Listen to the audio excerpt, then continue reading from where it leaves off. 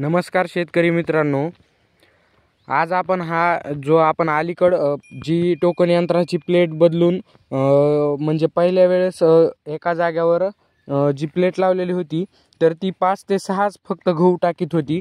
पण इकडं आपण जे राहिलेलं 1.5-2 किलो जे बियाणं राहिलं होतं तर त्याला आपण थोडी म्हणजे जास्त गहू सोडणारी प्लेट लावली होती। तर हा तुम्ही पाहू शकता गहू कसा उगलेला आहे।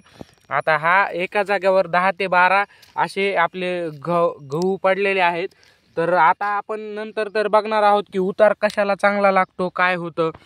तर हा आता आपण जी जास्त प्लेट लावलेली आहे, जास्त म्हणजे एका जागेवर जास्त बियाणं सोडायची, याला कमी जागेत जास्त बियाणं तर लागतंच, परंतु उताराला काही फरक पडतो का हे आपल्याला नंतर कळल।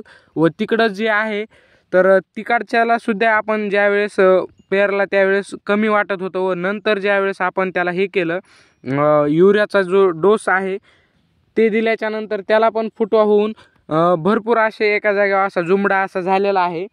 तरी आता आपण नंतर बघणार आहोत की कशाला उतार चांगला राहील व याला सुद्धा आपण युरिया टाकून याच्यात सुद्धा नंतर पण वाढ होणार आहे।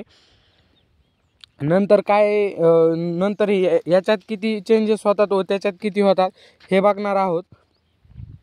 व नंतर आपण मक्का पण टोकन यंत्राच्या सहाय्याने इकडं केलेली आहे। हे मध्ये थोडं कांद्याचं रोप ते टाकलेलं आहे। ही मक्का पण आपण एका जागेवर 3 ते 4 असे एका जागेवर उगलेली आहे। ही पण आपण टोकन यंत्रानेच लावलेली आहे। मक्का पण आता आज चांगली दिसत आहे।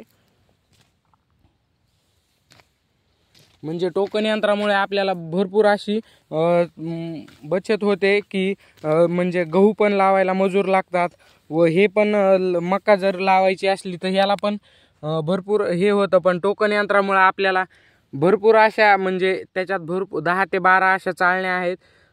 कापूस लावू शकतो, नंतर ज्वारी, गहू असे भरपूर पिकं आपण टोकन यंत्रामुळं म्हणजे असं नाही की टोकन यंत्र घेतलं तर एकच पिकाला ते कामाला येतं, असं काही नाही। भरपूर त्याच्या नुसार आपण पिकं करू शकतो।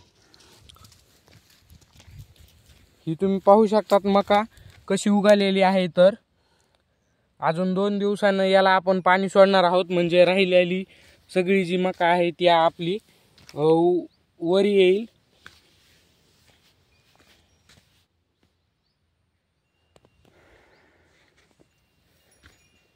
अशाच नवनवीन व्हिडिओसाठी आपल्या चॅनलला लाईक करा, शेअर करा व सबस्क्राईब करा। धन्यवाद।